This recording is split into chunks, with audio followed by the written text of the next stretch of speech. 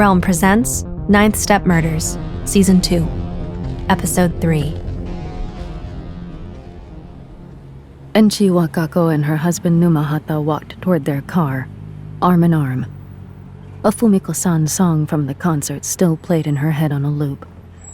Her performance, while not as polished as when Fumiko-san was in the prime of her career, was a nostalgic throwback to the early years of Wakako's relationship with Numahata. Long before the war, when they listened to her albums and talked well into the night, dreaming about future tech conquests. So much had changed since then, and yet so little. The only thing that would make this night perfect would be if Japan weren't hell on earth at this time of year, Wakako said, unlinking her arm from Numahata's to pluck at the fabric of her dress to help it breathe. You always were a delicate flower, Numahata said. Mo, she playfully hit him on the arm. No one in their right mind can endure this heat without complaint. When their car was in sight, one of only a few this late into the evening, Wakako sped up and quickly got in. She started the engine and turned on the air conditioner. Cool air quickly turned cold, and Wakako held her hair back with her hands to expose more skin to the sensation. Numahata joined her shortly, letting out a sigh of joy when the cold current hit his face. You didn't even wait long enough to appreciate the clean car. Looks nice. Why does the air smell so bad? She said, idly scratching her cheek. He shrugged. That's this side of town for you. It wasn't always like that. She sneezed and rubbed her itchy eyes. Must be summer allergies. Times have changed. It is what it is. She suppressed the urge to roll her eyes and instead focused on the afterglow of their evening together and the luxurious sensation of cold air on hot skin. 15 years of marriage meant a few remarks were bound to get repetitive. No reason to dwell. After a few moments, the irritation in Wakako's nose and eyes spread to the rest of her face, her neck, her hands, to every exposed plane of skin, which then quickly intensified to burning. Coughing fits overcame her and she felt a wet spray, but couldn't figure out where it was coming from. Her husband was shouting, and she could barely breathe. She couldn't think, couldn't focus on anything but the pain in her shaking body. Clouds of vapor filled the air around her.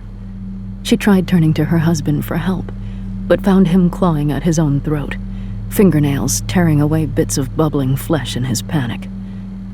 Sickness lurched into her throat. The air was thick with vapor and an acrid stench. She tried opening the windows, but they remained unresponsive to both voice commands and manual overrides, and the doors too refused to budge. She and her husband were trapped in their car, unable to escape the agony, or the sight of each other dissolving before their eyes. Until she could no longer see. She repeatedly shoved against the door, her scream but a gurgle in her burned, mangled throat. Memories of long nights listening to music with her husband came unbidden in the midst of her pain. She remembered his off-key singing. Then her mind faded to nothing.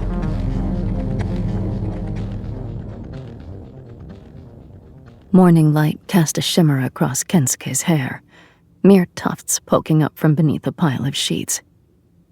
It would have struck Emma as endearing a few months ago. Now her endearment was tinged with a strong dose of the reality of Kensuke's flaws. Nevertheless, chemistry was a powerful thing. She managed to slip out of bed unnoticed and was quietly putting on her shirt when her sleeve vibrated. She winced and waited for Kensuke to wake up as she read the message from Nishimura summoning her and Miyako to a crime scene. She was tying her shoe and about to leave when the sheets rustled. Kensuke was sitting up, leaning on one arm, watching her. No breakfast in bed? Emma reached into her backpack and tossed him an American brand protein bar, which landed just shy of his reach. Knock yourself out. I've got a case. He reached past the protein bar and patted the bed. You can spend a few more minutes. I told you what I was up for, and cuddling in the morning isn't it. They were great at blowing off steam together, but dating? Not so much. With an exaggerated expression, Kensuke tossed up a hand as if he were completely confused. You know, I have limits to how much I'll let myself be jerked around. Emma held up a hand. No, maybe that works on other people, but I told you what I'm available for. You said you understood. Friends? Fun. That's it. If you don't want what I have to offer, that's fine, but I've set my boundaries. She slung her backpack over her shoulder. Miyako's waiting. See you at the station.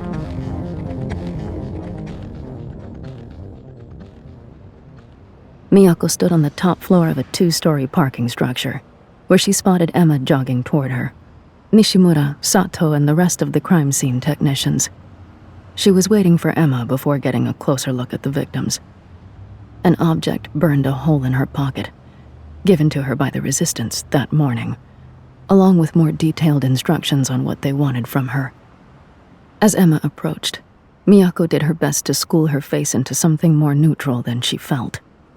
Roundabout way to get here, coming from that direction, Miyako said, eyebrows raised.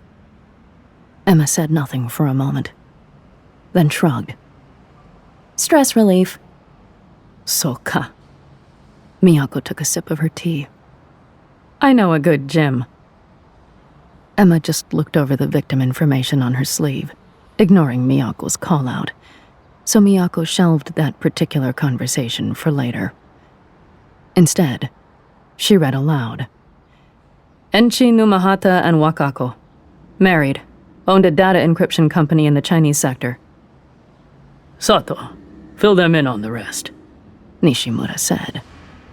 They turned to face Sato, who handed off an evidence bag containing a mass of hair and coagulated blood to a technician, before swiping over his data to Emma and Miyako. Found early this morning when parking security was doing a sweep of the building, he said as a technician handed gloves to the two of them. We had to break into the car. It was locked from the inside. Miyako put on her gloves as he spoke and moved to look into the now open car. Sato stopped her. It's difficult to look at, he said. The tissue is severely degraded. Degraded? Miyako said. I suspect an aerosolized chemical weapon. We'll confirm at the lab. Miyako and Emma looked at each other. Then they both stepped forward to peer into the open doors of the car. What awaited them was a ruin of flesh and leather seats. The victims' remains were mounds of darkened, charred-looking tissue that gave only the vague impression of their prior humanity. Miyako did her best not to betray her sickness at the sight, though her impulse was to turn away immediately. She forced herself to look, to see their deaths, and to endure what was a trivial discomfort by comparison. This was the job. When she allowed herself to glance at Emma, the tension in her partner's face and shoulders told her she was just as sick as Miyako. Emma caught her eye and barely shook her head in disbelief. Miyako did not envy the crime scene technicians or the medical examiner. Nishimura's voice startled her. I want you talking to their people. Family, employees, business partners. Sato will get you the results of what happened here, chemically. And we'll get you their data too. And keep the lid on tight on this one. Don't reveal anything about the nature of the murders. We don't need something like this in the media. They're from the Chinese sector, Miyako said. Right, Nishimura said. We're not going to be able to get what we need without cooperation from their officials. You know how they feel about us traipsing around over there. Maybe this could be her opportunity to fulfill that resistance favor at the Chinese police station. A thoughtful look crossed Nishimura's face, and Miyako did her best to ignore the mildly confused expression that Emma beamed in her direction. True. Thinking like a superintendent Koreda. Just want to get this done as efficiently and effectively as possible. I can get in touch with their department. Make sure. What about Detectives Liu and Wong? Miyako said. The Chinese have seemed keen on their cooperation with us in the past. It might keep relations smooth if we specifically request their help. Now it was impossible to ignore Emma's piercing what-the-hell expression. Miyako remained focused on Nishimura. She'd have plenty of time to field Emma's annoyed interrogation later. Right. Nishimura seemed to search Miyako's face, so she held his gaze unflinchingly. Yes, I'll see about Liu and Wong. Thank you, sir. Border crossing alone will be smoother with us working together. See what you can do in our sector until I get their response. Nishimura said. I'll be in touch. As Miyako and Emma walked away from the scene, Miyako double-checked that she had the crime scene photos and updated case information on her sleeve, while Emma assaulted her with questions. Seriously?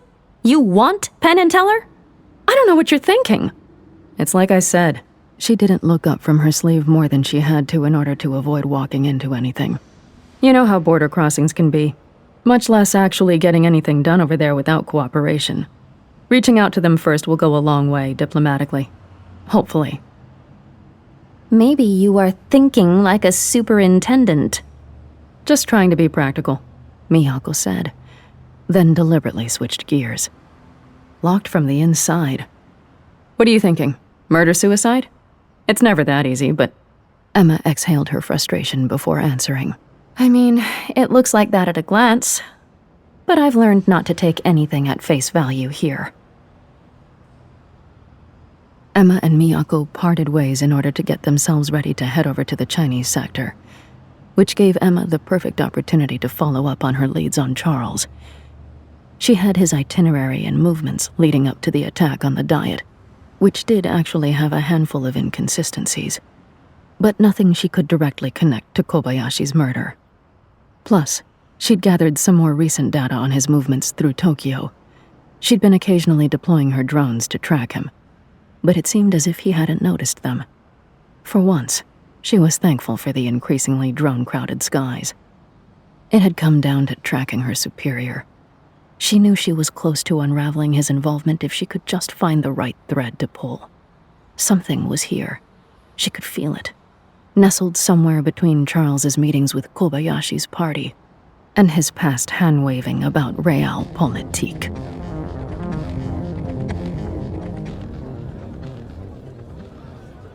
Nishimura gave Miyako and Emma the green light to travel to a particular border gate along the drone wall, where they'd be expected and waved through.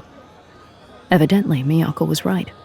The Chinese were all too glad to offer poor Tokyo Metro the assistance of their superior department's resources, including the extra flourish of smoothing out border crossing.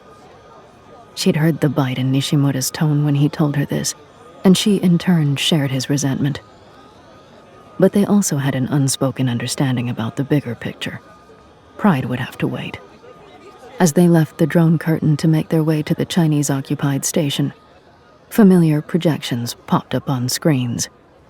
A welcoming committee of beautiful, young, successful Japanese women to remind them that they were on this side now, so they could leave their troubles behind the drone curtain. Soft voices and warm smiles. Fashionable clothing that changed with the season. The message had always been clear. You too can be this carefree. You too can flourish underneath the right governing body. She'd never once seen these advertising images glitch or otherwise fail. Most businesses they passed advertised air conditioning.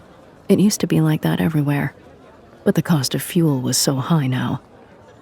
Whenever Miyako visited Kaori, she took full advantage of these chilled oases, followed swiftly by pangs of guilt. Every time. Of course, the Chinese station was no exception. Arctic cold air met them as soon as they stepped inside. You must be Inspector Koreda and Lieutenant Higashi. A sharply dressed woman with a smooth updo stepped out from behind the counter and bowed. We're here to meet Detectives Liu and Wong, Emma said. They're expecting you. I'll take you to their office, she said, then marched them through a door past the reception area, passing cubicles and meeting rooms.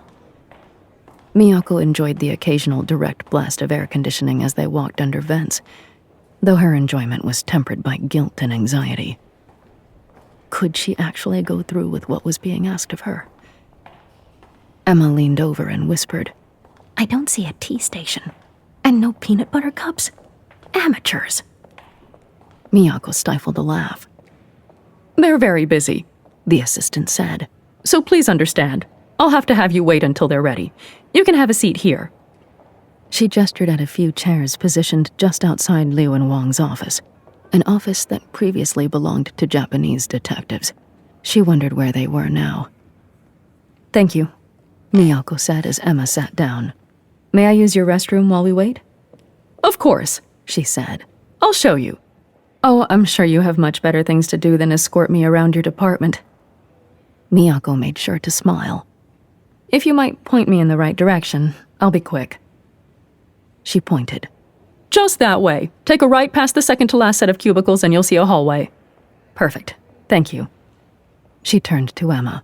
Be right back. Too much tea. Miyako had already taken notice of where the restroom was, so she knew it would take her past the main thoroughfare of activity in the department.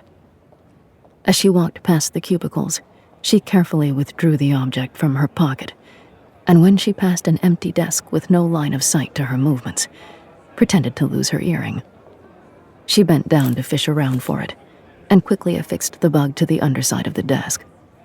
She stood and pretended to put the earring back in as she continued the rest of the way to the bathroom and went through the motions. Her blood pulsing in her ears, heart racing, fingertips practically numb with anxiety. Undoubtedly, they had cameras in the department, but she had been so careful not to look suspicious, and to conceal her movements behind the chair, the cubicle wall, the curve of her own back. Were she to tell the version of herself 1 year ago that she would be doing this today, she would have laughed. The notion of exploiting her role as a police officer would have been that absurd. And yet, there she was, sitting in a bathroom in a Chinese sector police department, trying not to shake. Not all of her felt guilty, though. This was a Japanese police station occupied by the Chinese. She should have been surrounded by Japanese officers. Still, hopefully she wouldn't regret granting the resistance this favor. Miyako returned to where Emma was waiting to find Liu and Wong as well. There she is, Liu said. We're all back together again at last. Wong was busy looking at something on his sleeve. He threw her a glance, then returned to what he was doing. While you were off powdering your nose, another body was discovered that sounds suspiciously like the one from your side of the curtain, Liu said. Shall we? Then we can do one large sweep of interviews. Miyako hoped helping the resistance was worth putting up with this again.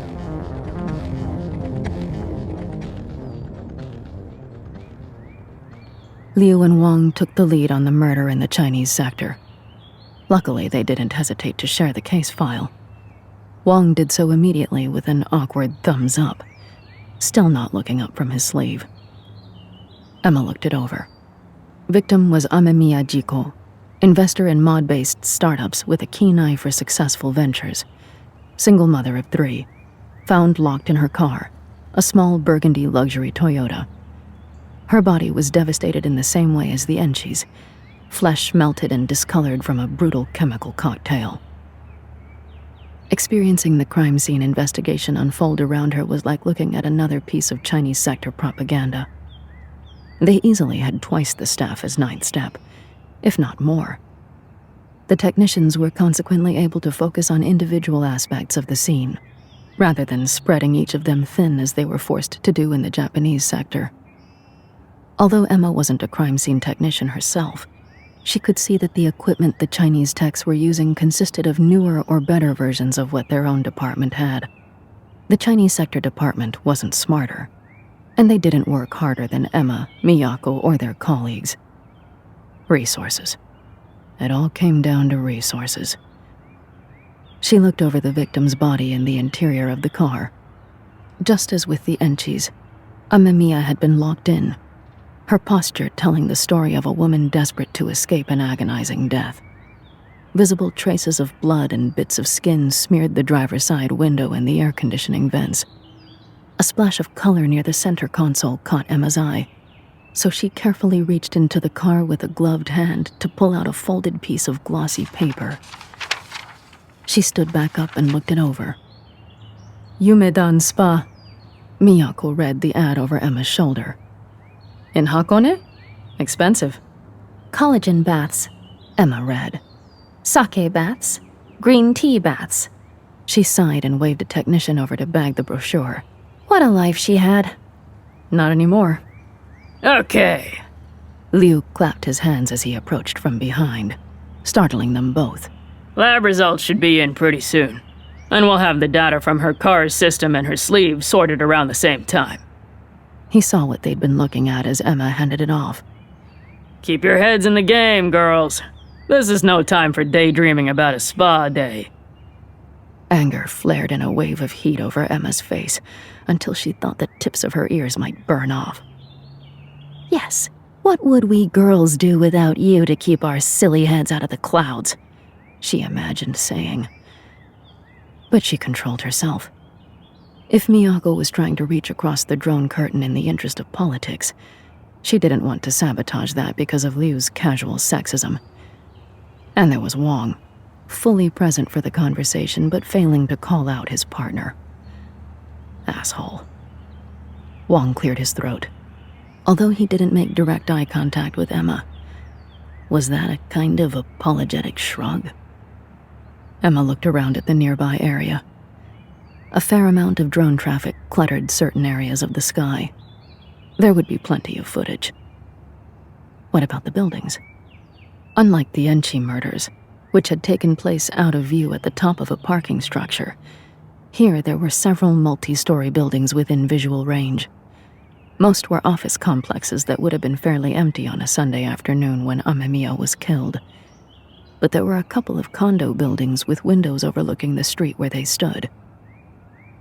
Let's talk to the residents who were logged in as present at home at the time of Amemiya's death, Emma said to Miyako, pointing at the buildings.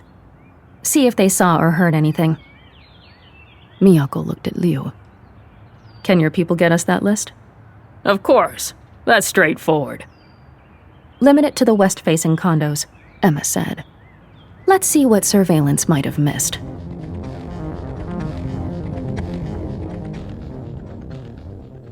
The four split up into their usual pairs in order to expedite the process of speaking to the residents on the western side of the buildings.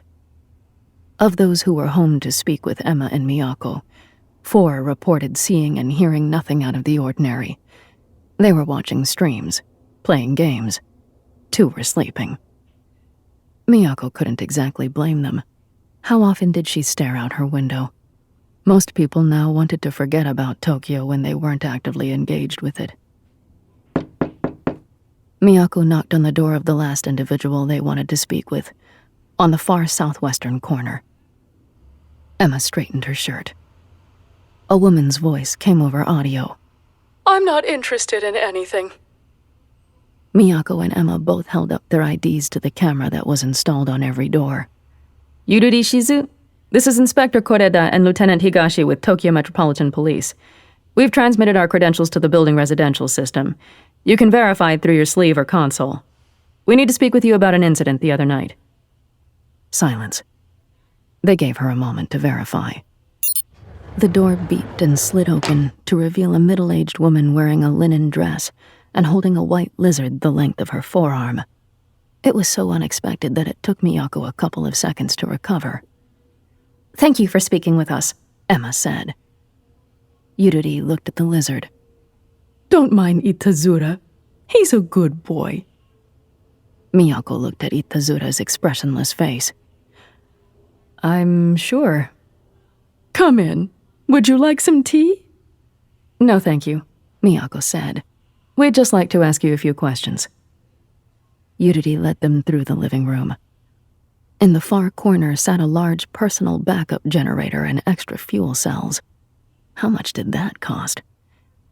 She gestured at a small table and chairs near the front of the condo, where the 3 of them sat down around a bowl of imported British chocolates.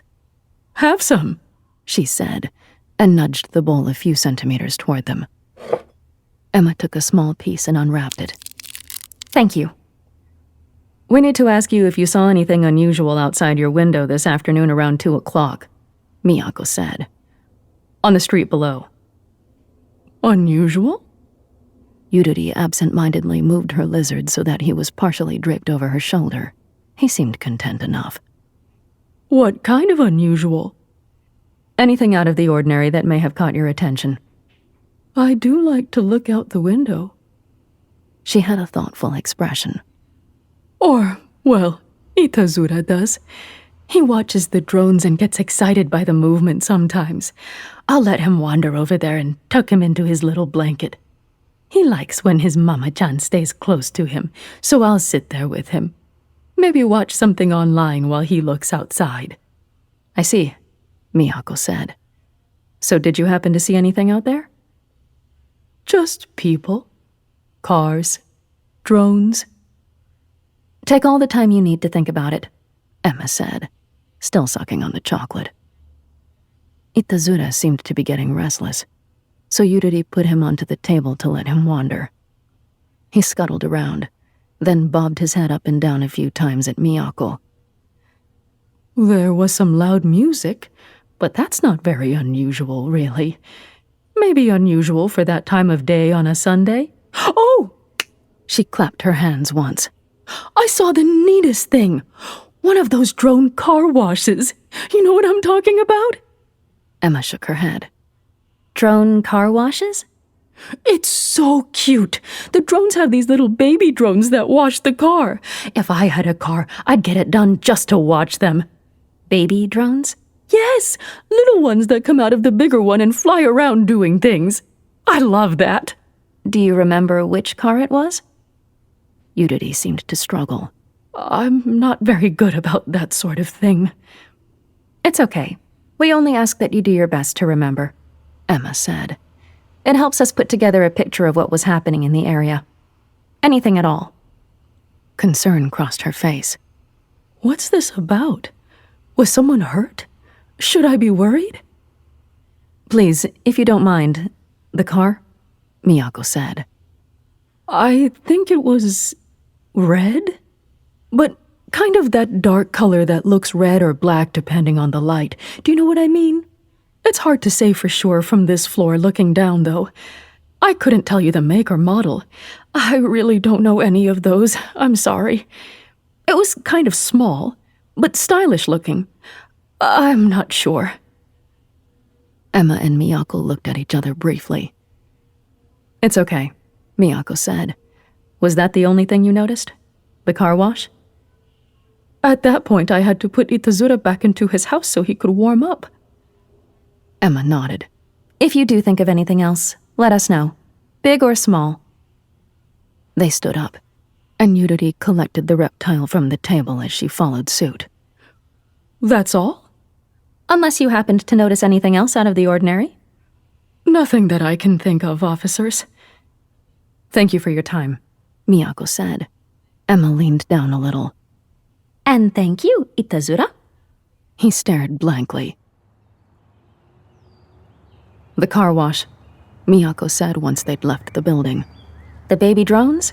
Emma asked. What about them? Look. Miyako pulled up the relevant lines from the case files on her sleeve, then bumped over the excerpt. Both the Enchis and Amemiya had received drone car washes from the same company, prior to ending up dead and locked inside.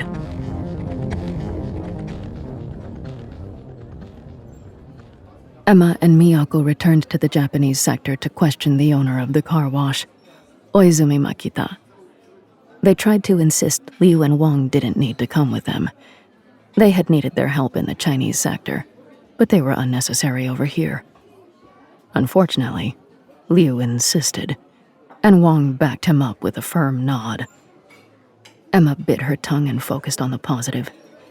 They may have dragged unwanted guests with them, and this side of the drone curtain may not have been as lush with resources, but it always felt good to come home all the same, even with the heat.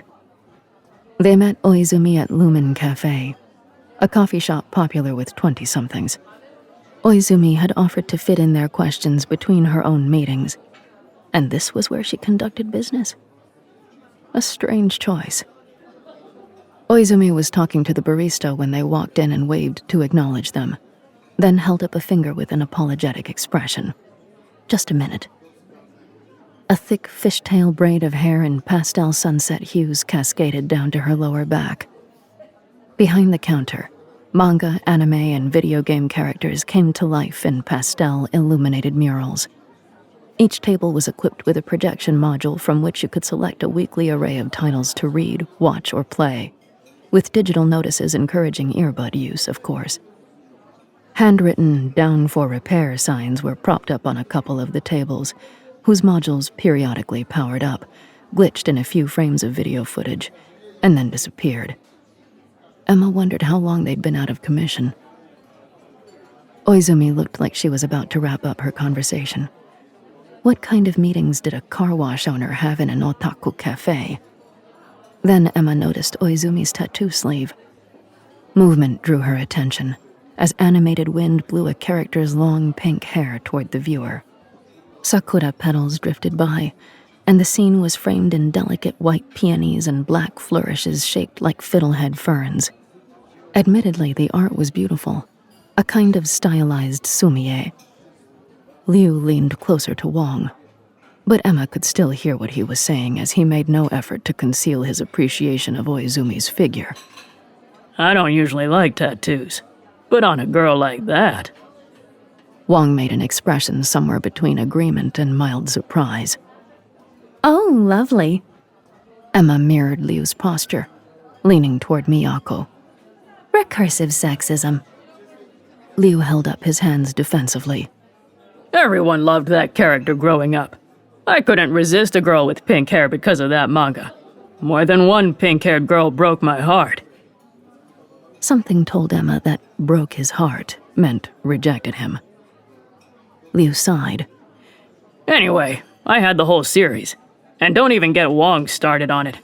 Insists the antagonist wasn't really the antagonist, and that Ayumi-chan, He gestured at Oizumi's sleeve, was the real bad guy. You should hear his theories about anything he watches. Seriously, he reads too many narrative conspiracies online. Both Emma and Miyako looked at Wong, but he didn't make eye contact, just shrugged. Sorry to keep you waiting. Oizumi joined them with an apologetic bow. Business waits for no one. But tell me, how can I help you? Why don't you tell us about that? Miyako said. Your business. It's called Kira Kira? My car wash, yes. The woman in Oizumi's tattoo shifted slightly, altering her posture. What would you like to know? How many employees do you have? Emma said. Oizumi turned her attention to Emma and smiled. The number changes often, but somewhere around 30 to 40 lately. It's contracted work. Explain that, Liu said. Like ride sharing? Only instead of hiring people with cars who are willing to drive others, I hire people who are willing to outfit their drones with our modifications and accept car wash assignments. They choose the assignments they'd like to accept, and then pilot their drones to the cars. The idea is that we'll wash your car while it's parked, and you go about your business. Just tell us where it will be, and we'll be there. People put out a call for a wash, and the system pings nearby contractors to see who wants the job. And you take assignments from... Liu said. Usually wealthier clientele who have the money to spend on keeping their personal vehicles looking nice. But, in theory, anyone. Do you go on any of these assignments yourself? Miyako said. Oizumi laughed and touched Miyako's arm. Emma noticed her stiffen in response and had to stifle a smile. Inappropriate time to flirt. But Emma couldn't help being amused.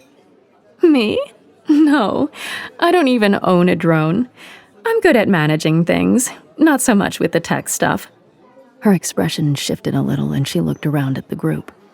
Can I ask what this is all about?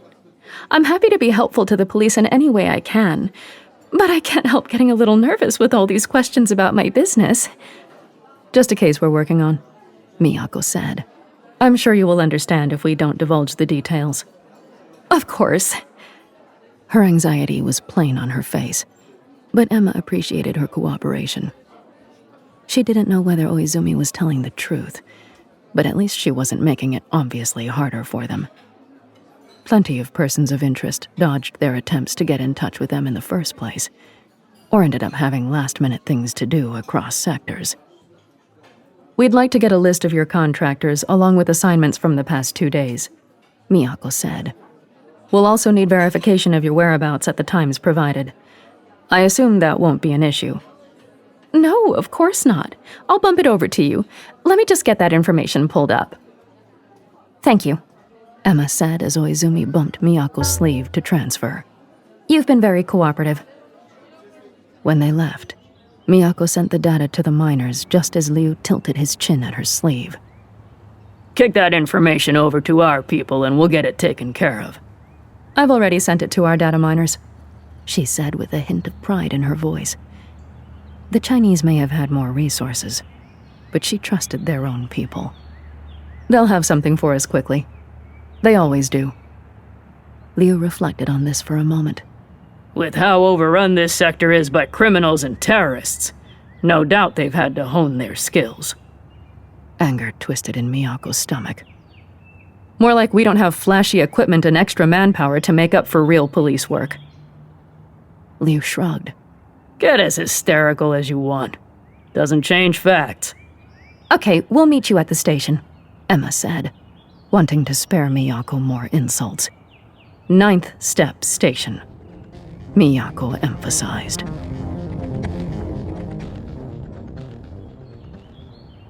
Miyako and Emma took a short detour to grab lunch from Yakisuki with the intention of bringing it back to the station with enough for everyone.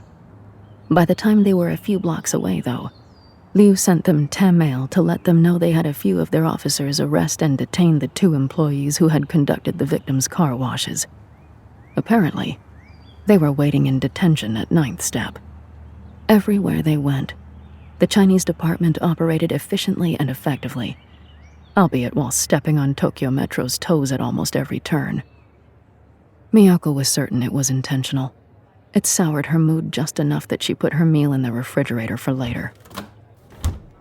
Emma quickly ate a few large mouthfuls of yakitori and had to cover her mouth while she finished chewing. This earned her a look from Miyako. Emma shrugged and spoke around the grilled chicken and vegetables. Have to eat sometime.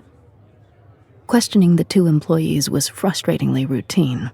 Neither one claimed to know anything about hidden drone modifications, and when they sent their alibis to the data miners for confirmation, they sent their drones' records as well. The 4 law enforcement officers left the employees in their interrogation rooms and went into a conference room in order to discuss what they'd learned so far. Or rather, what little they knew. They're lying, Liu said as soon as the door closed behind them. Everyone gathered at the table near the interrogation rooms where Emma had left her food.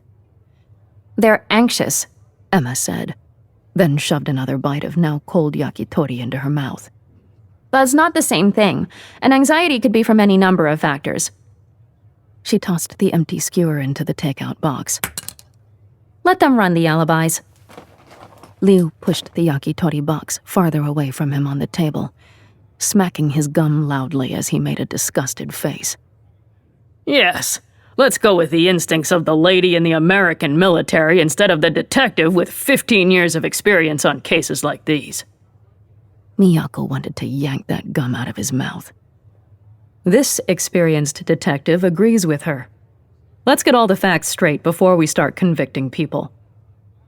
Liu laughed to himself and shook his head, then looked at Wong with an expression that read, "Can you believe her?" Wong shrugged again, and Miyako couldn't tell if it was in sympathy or argument with Liu's comment. She and Emma looked at each other. Emma rolled her eyes.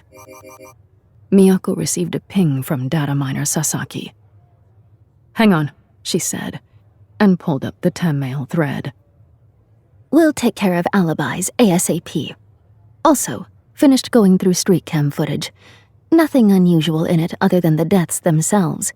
Sending that report over. We did see a common thread, though. Highlighted that at the top of the report." "Domo," Miyako wrote.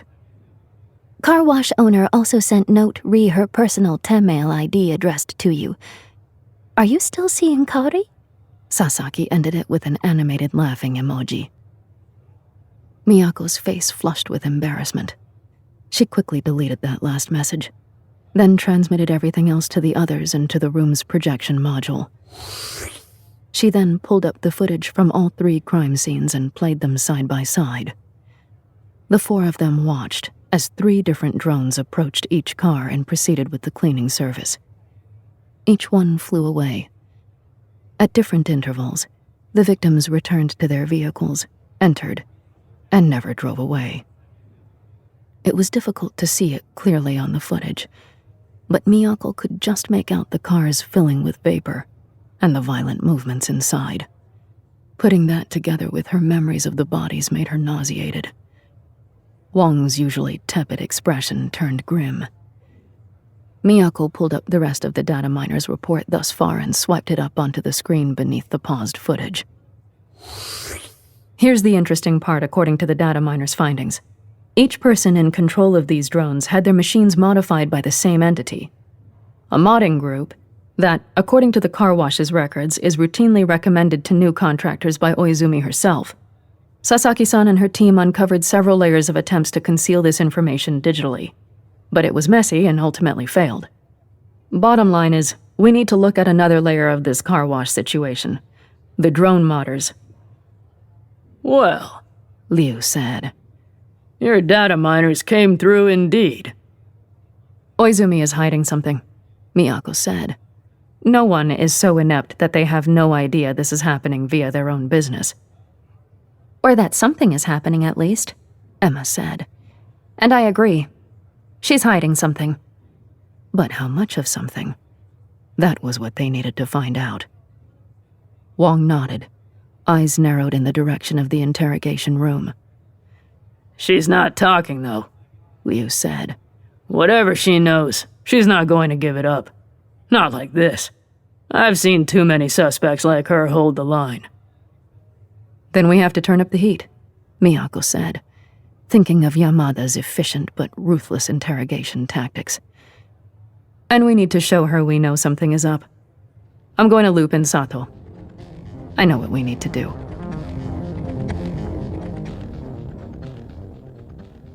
That mod group just works fast and is cheaper than most of their competition, Oizumi said when they resumed the interrogation. Affordable arrangements like that have allowed us to stay afloat at times when clients were thin on the ground. Emma adjusted her posture to loom toward Oizumi. Are you sure that's the only reason you value that business arrangement? Behind Oizumi, Wong lit a blueberry cigarette while Liu paced slowly nearby. Normally they would never have allowed him to smoke in here, but Emma figured it would just turn up the pressure on the suspect. She glanced at Miyako, who seemed vaguely perturbed but didn't say anything about it either. Yes, I'm sure. Oizumi didn't quite shout, but she was emphatic and growing more agitated the more they pressed her. She had pulled her braided hair over her shoulder and fidgeted with the ends. What's this about, anyway? I mean to continue cooperating, but... Liu laughed. You don't dictate the terms of your cooperation. We decide when you cooperate. We decide how this goes. I'm telling you the truth. I work with people who make good business sense. Like I said, the modding group is talented but inexpensive compared to the competition. They're young. They're trying to make a name for themselves. A knock. Then Sato entered the room, as planned. Excuse me. We've finished with the drones. He looked hesitantly at Oizumi, but Miyako waved him in. He flattened his sleeve onto the table, then swiped the data up onto the projection module. They've been modified well beyond what would be strictly necessary for a car wash operation. Look. Sato leaned over the table to draw on his unfurled sleeve with a stylus. Small red circles appeared around several different modified components on one of the projected drone images. This one is an example, but they're all like this. These smaller modules dock here and are detachable. Guess what we found when we deconstructed them? Wong waved his hand in a circular get-on-with-it gesture, and exhaled a plume of blueberry smoke in Oizumi's general direction. Sato cleared his throat. 2 things. He ticked them off on his fingers. 1, that these modules have been recently deployed. 2, that they contain He looked at Oizumi again, then at Miyako. Go ahead, Sato-san. Miyako said. He nodded. They contain significant traces of fluoroantimonic acid. And, of course, as you'll recall... Emma stared down at Oizumi. That's what killed them. Sato nodded once. These drones have been modified specifically for vitriolage, in addition to functioning as car wash drones. Or, more accurately, they've been altered to help the operators install an acid spray modification in a vehicle's air conditioning system. We can only assume that, when they did this, they also modified the car's doors and windows to trap the victims inside. Thank you, Sato-san, Miyako said. He bowed and left, quietly closing the door behind him. The moment she heard the door click, Miyako slammed her fist down on the table and startled everyone, Oizumi most of all. When Miyako spoke, she kept her voice even and at a normal volume, but she loomed over Oizumi. You're going to tell us why you've done this. Now. No more bullshit. Acid? What is this? Don't play games, Emma said. Oizumi rapidly looked back and forth at everyone. I don't know what all this is about. Someone did something to the cars? All right. Miyako gestured to Emma, Liu, and Wong. Words aren't working. You're a visual person, aren't you? What? You connect best with images. It's clear from your body art, that coffee shop, your hair. She waved her hand casually. Aesthetics. Visuals. So here's what we'll do. Miyako tapped a few commands into her sleeve, and then swiped crime scene photos of all 4 victims onto the table's screen in front of Oizumi. Devastated bodies laid bare before her. A ruin of their former humanity. Here are some visuals for you. Maybe these will jog your memory on your involvement in these deaths. By feigning ignorance, you're just prolonging the inevitable. We know you were involved. You will go down.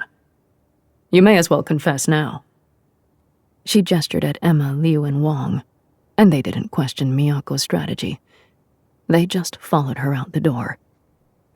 Oizumi loudly protested with fear, pitching her voice up. But none of them looked back. They just left her in the box with the victims.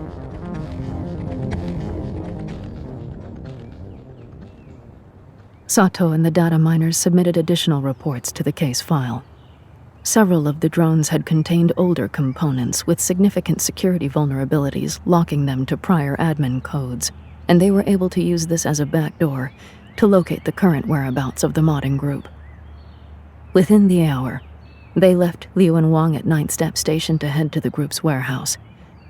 Emma and Miyako were suited in hazmat gear along with the TMPD special unit, and crept along the side of the building, led by officers with ballistic shields.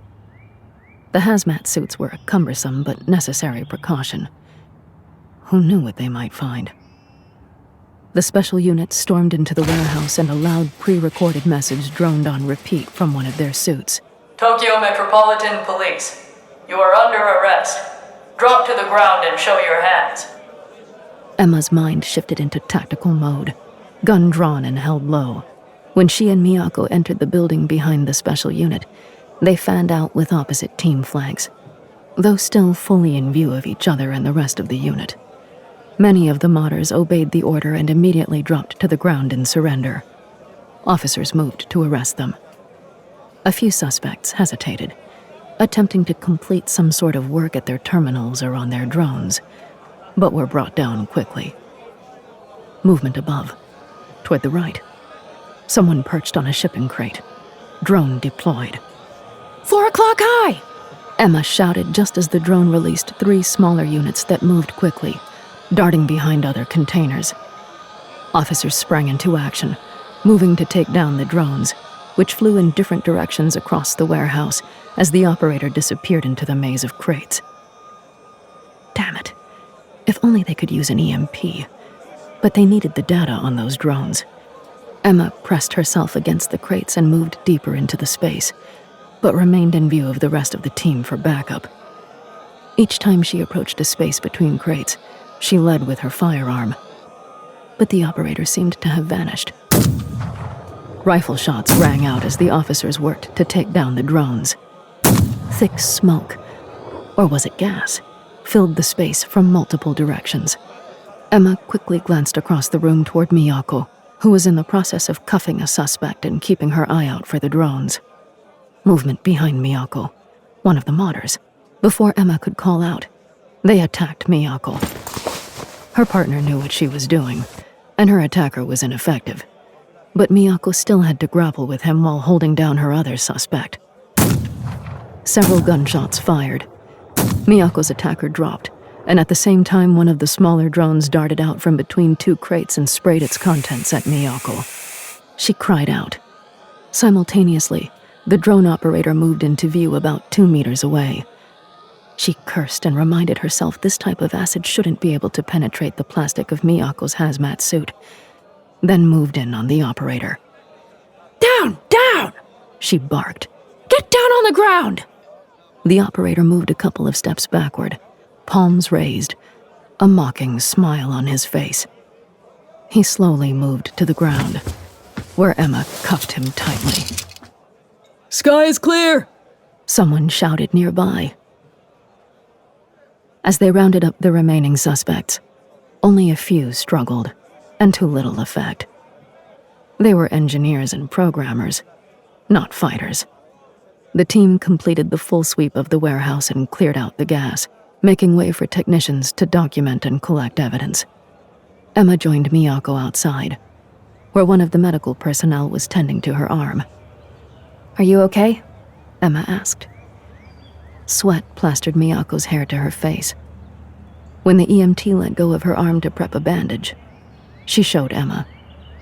It was only a small patch of skin near her shoulder, but it had been eaten by the acid spray from the small drone. Bullet grazed the suit, Miyako said.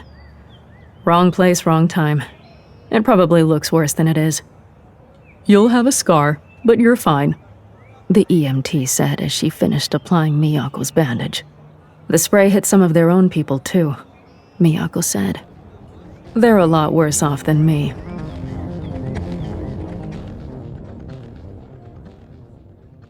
They made sure to place all of the suspects in separate holding cells, while Miyako talked to data miner Sasaki about what they'd found on the recovered material. It's a pretty loosely organized group, Sasaki said. They grew up out of an otaku fan club that was originally based at the Tokyo Institute of Technology. The members would modify drones to resemble tech elements from manga, anime, and video games, and then showcased them at Comiket and a few other fan events. It grew so successful that it started attracting people from outside the school. How exactly do you go from Comiket to spraying acid on people in their cars? Liu asked. Sasaki pulled up another part of the case file and bumped it to each of them as she spoke.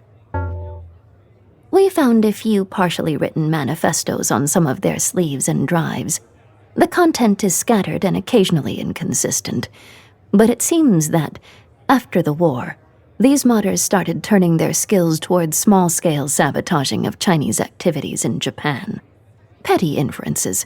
These murders were a big step up, and if I understand their intentions in what I read, it has to do with targeting people indirectly supporting Chinese control in that sector. Like the first victims, for example. Apparently, they'd recently moved their business to the Chinese sector, taking that prosperity and opportunity with them. The modders had mapped out plans to attack numerous other wealthy and influential people they deemed similarly guilty. Liu scoffed. Ridiculous. Imagine terrorizing people for doing what's best for themselves. Thank you, Sasaki-san, Emma said, then turned to Miyako, Liu, and Wong. Confession time. We'll take Koizumi.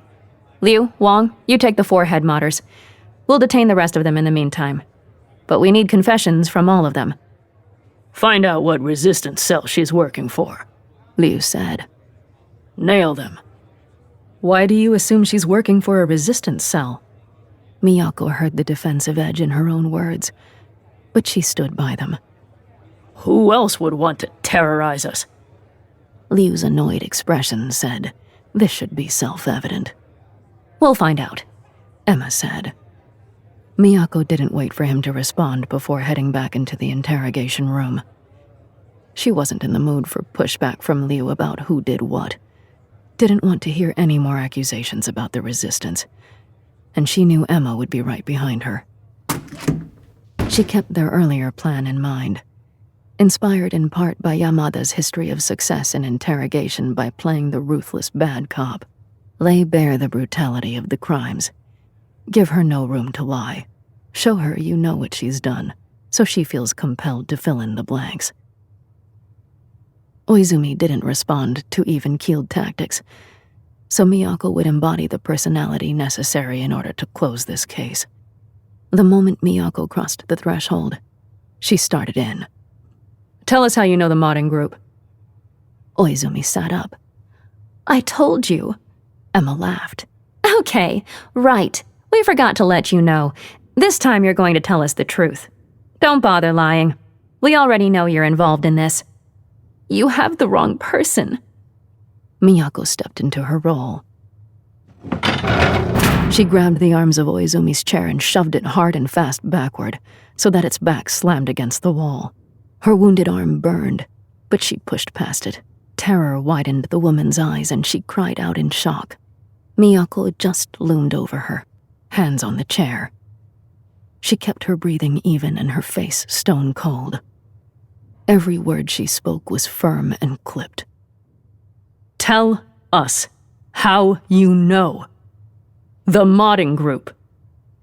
Oizumi turned her head to the side and let out a shaky breath. I've known them since I was in school. Or at least some of them. Miyako let go and straightened back up. There, Emma said. That wasn't so hard. Miyako gestured for Oizumi to continue. And which school was that? Oizumi kept her eyes cast down at her lap, tendons straining as she clamped her hands tightly together. What school, Oizumi? Miyako raised her voice a bit and bent over to force Oizumi to look at her, remaining in her line of sight however the woman moved. What college did you go to? Tokyo Institute of Technology. Right answer, Emma said. And you studied? A shuddering breath. Then, Mechanical engineering. And there it is. Miyako stood and spoke to Emma. Can you imagine studying mechanical engineering and feeling like... She made a show of trying to remember Oizumi's exact words. What was it you said, Oizumi-san? I don't even own a drone. I'm not so good with the tech stuff. Wasn't that it? Everything about Oizumi's posture screamed guilt and fear. Good. You aren't the innocent, ignorant businesswoman you made yourself out to be at all, Miyako said. No. You're one of the head modders at your organization, aren't you? You've been with this group since your college days, haven't you? And you've been hands-on with these drone upgrades. What resistance cell are you working for?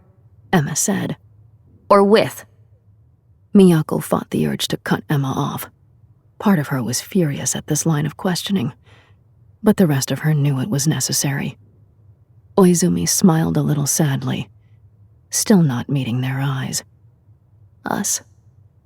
Just us. We're our own resistance. Miyako made a mental note to verify their lack of involvement with the resistance, at least with the resistance group she'd been in touch with. She wanted it to be true. The thought that they could be related made her stomach turn. What's the point? Miyako said. What exactly did you think you were going to accomplish with vitriolage? We argued about that. Oizumi's voice was unnecessarily quiet.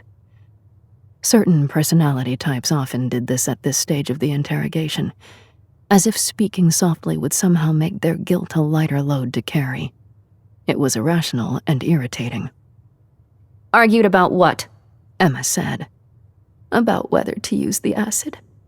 It seemed a little brutal at first, but we needed to make a statement. Those people wore on their faces what they'd done to the Japanese sector. We took our pain, our people's pain, and made it visible. Killing people isn't going to heal us, Miyako shouted. In what universe does that ever work? Emma stepped in. Explain your thinking, Oizumi. She fidgeted with her sunset braid. No one speaks for us. They barely even try. The politicians aren't doing anything to change the status quo. They're more worried about provoking the Chinese than they are about doing anything for Tokyo. Our Tokyo. We needed people to understand that we won't sit by while we're drained of everything that can help us rise back up. Money, skill, labor. The wealthy and powerful are exporting all of it to the Chinese sector. Those people, they moved jobs, moved resources, invested. All for the benefit of the Chinese rather than their own people, their own city. So you killed them? We stopped them and made it known that we won't stand for them fleeing our people's hardships so they can line their own pockets. Except you didn't. Miyako heard the ice in her own voice. You didn't make it known. We're not releasing any of what you just said to the media. What makes you think we would? Those people died for nothing, suffered for nothing, and their blood is on your hands. You'll have to live with that for the rest of your life. All of you will. That isn't true. Oizumi stopped fidgeting and looked at Miyako plainly. We may not be as slick and streamlined as other operations, but we aren't stupid. We released our statement the moment you raided our warehouse. Disgust overwhelmed Miyako. She strode to the door and opened it to speak to the officer outside. Put her in detention. We've got what we need.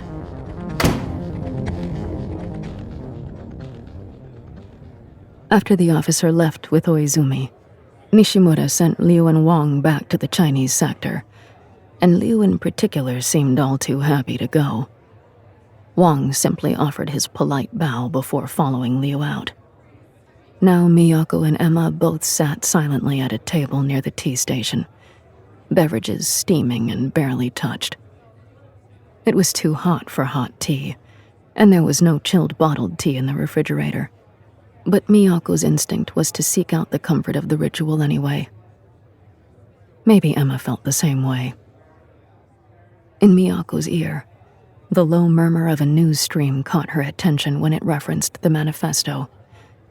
Small pockets of supporters were cropping up online, praising its ruthless patriotism. Every message garnered some small amount of support, even the most brutal.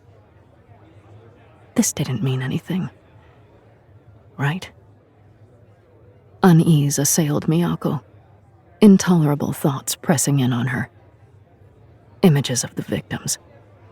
The memory of her knife's edge anxiety when placing the bug in the Chinese station. The resistance meeting. The pain of her chemical burn. She wasn't helping someone do something like this, was she? Was it naive to think any group in this city with something significant to gain or lose could maintain reason? Maintain their humanity? A sigh came from her left, gusting Miyako out of her thoughts. She looked over at Emma, who was leaning on the table, absent-mindedly rotating her mug. She seemed to be as lost in thought as Miyako had been. Emma said nothing, just shook her head. We need a vacation. You're listening to Ninth Step Murders Season 2, created and produced by Realm, your portal to another world. Listen away. Ninth Step Murders is written by Malka Older, Fran Wilde, Jacqueline Koyanagi, and Curtis C. Chen. Produced by Rhoda Bayesa and executive produced by Molly Barton. Performed by Emily Wu Zeller. Audio production, direction, sound design, and theme music by Amanda Rose Smith. Additional editing by Corey Barton. Cover design by Kendall Thomas with original illustration by Armin Rangati.